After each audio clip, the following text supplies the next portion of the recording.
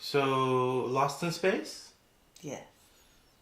Spoiler-free review. Check it out.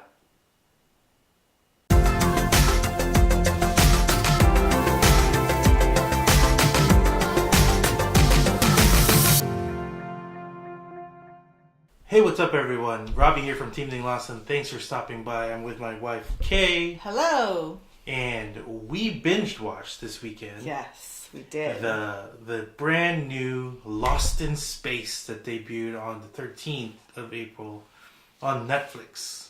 For those of you that aren't familiar with Lost in Space debuted in mind you, I looked this up because I was in the Philippines and we didn't have Lost in Space. Anyway, Yes. it debuted in 1965 and it ran until 1968. And the story is the story in 1965 is that it's the year 1997.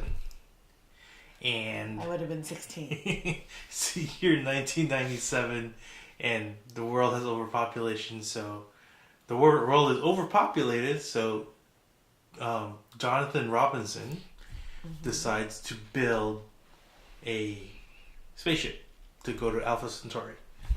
And then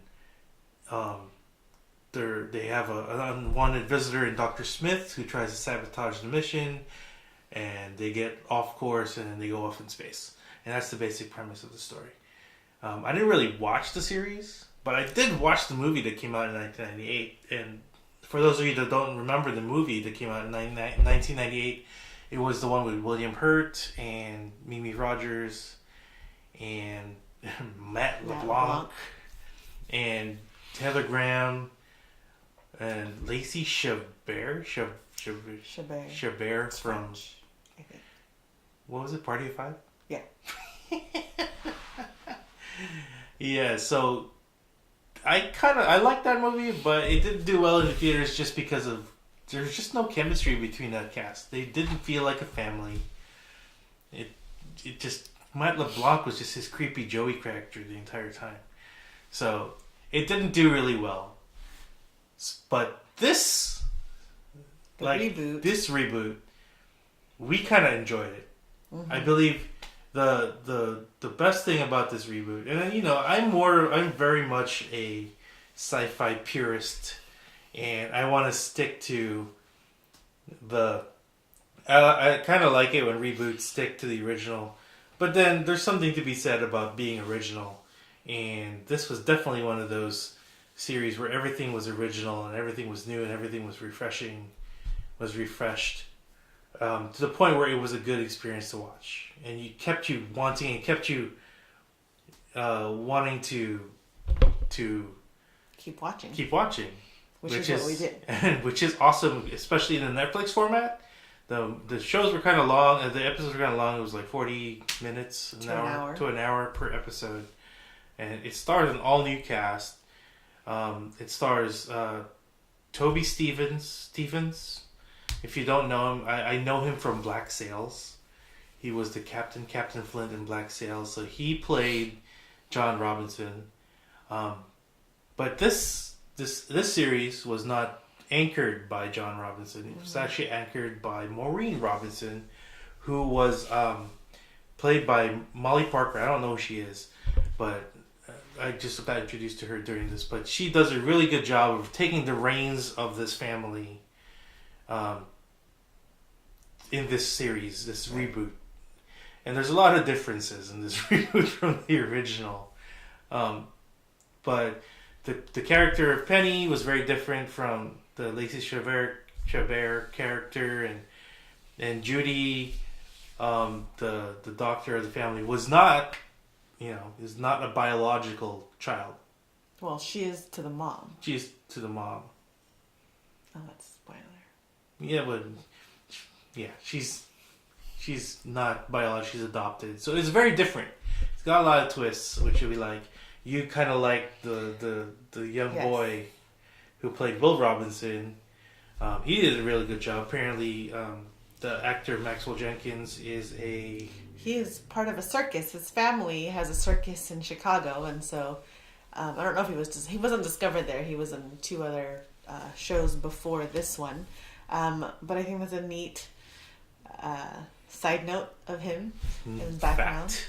And his character and how he played him and portrayed Will Robinson was why I kept watching. Because I think I just really connected to him. And the real surprise of this whole series was none other than the character of Dr. Smith, played by Parker Posey. She was the surprise of this whole thing. If you don't know Parker Posey, you might know her from... I know her from Blade Trinity and like Superman Returns, who played...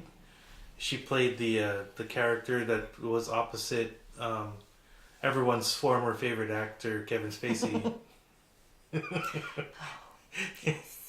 But she does actually a really good job of... No spoilers. Try not to spoil anything, but she does a really good job of taking the Smith character and really making it her own. And you don't root for her, but you root for... You make... The sign of a good villain is that they really make you want to root for the opposite. So she does a really... Root for the good guys. So she does a really good job of that. But overall, we liked this series. I wouldn't say love. We liked it. Well, we watched all 10 episodes in what amounts to 24-hour time period. So I think we loved it. So we loved it.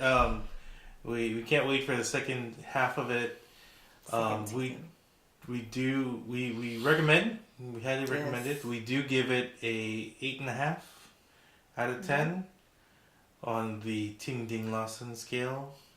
But what is that scale? I don't know. I'm just giving it. But we really like it. There's an 8.5 right in front of us. Sure.